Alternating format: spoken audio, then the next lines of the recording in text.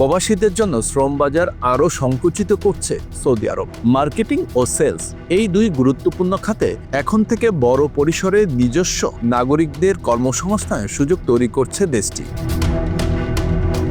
গত 29 জানুয়ারি সৌদি আরবের মানব সম্পদ ও সামাজিক উন্নয়ন মন্ত্রণালয় এক ঘোষণায় জানায়, মার্কেটিং ও সেলস খাতে কর্মরত যে কোনো প্রতিষ্ঠান এখন থেকে অন্তত 60% কর্মী হতে হবে সৌদি নাগরিক।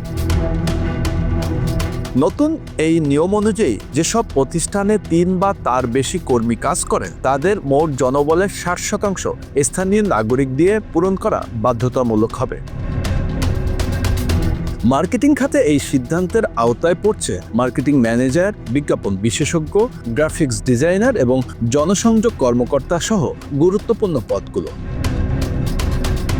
অন্যদিকে সেলস বা বিক্রয় খাতে বিক্রয় ব্যবস্থাপক থেকে শুরু করে আইটি ও যোগাযোগ যন্ত্রাংশ বিক্রয় বিশেষজ্ঞ মতো পদগুলোতেও সৌদি নাগরিক নিয়োগে জোর দিচ্ছে সরকার।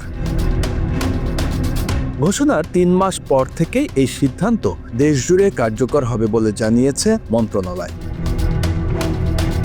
এছাড়া এসব পদে নিযুক্ত সৌদি কর্মীদের জন্য নির্ধারিত করা হয়েছে ন্যূনতম মাসিক বেতন 5,500 সৌদি রিয়াল। সরকারের ভাষ্য অনুযায়ী এই পদক্ষেপের মূল লক্ষ্য হল বেসরকারি খাতে শ্রম বাজারকে স্থানীয়দের কাছে আরও আকর্ষণীয় করে তোলা এবং যোগ্য সৌদি নাগরিকদের চাকরির স্থায়িত্ব নিশ্চিত করা। তবে এই সিদ্ধান্তে বড় ধরনের অনিশ্চয়তার মুখে পড়তে পারেন মার্কেটিং ও সেলস পেশায় কর্মরত কয়েক লাখ প্রবাসী। সৌদি গ্যাজেটের বরাতে জানানো হয়েছে, শ্রম বাজারের মানোন্নয়ন এবং মানসম্পন্ন কাজের সুযোগ তৈরির লক্ষ্যেই সরকার এই সিদ্ধান্ত নিয়েছে।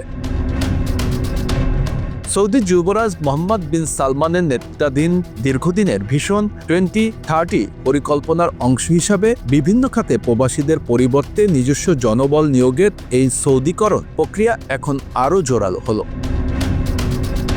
ফলে সৌদি আরবে কর্মরত প্রবাসীদের জন্য ভবিষ্যৎ কর্মপরিকল্পনা নতুন করে ভাবার সময় এসে গেছে। বিশেষজ্ঞরা বলছেন, সৌদি কর্তৃপক্ষের এই সিদ্ধান্ত কোনো ক্ষেত্রে নেতিবাচক প্রভাব ফেলার ঝুঁকি রয়েছে, যার মধ্যে রয়েছে এই সিদ্ধান্তের ফলে প্রবাসী অনেক অভিজ্ঞ শ্রমিক বাদ পড়বেন। স্থানীয়করণের ফলে সেখানে দক্ষ জনবলের ঘাটতি তৈরি হতে পারে। পাশাপাশি ন্যূনতম বেতন 5,500 রিয়াল নির্ধারণ করায় ছোট ও মাঝারি প্রতিষ্ঠানগুলোর জন্য কর্মী ব্যয় বেড়ে যেতে পারে, যা তাদের উপর আর্থিক চাপ সৃষ্টি করবে। Bangla affairs news desk.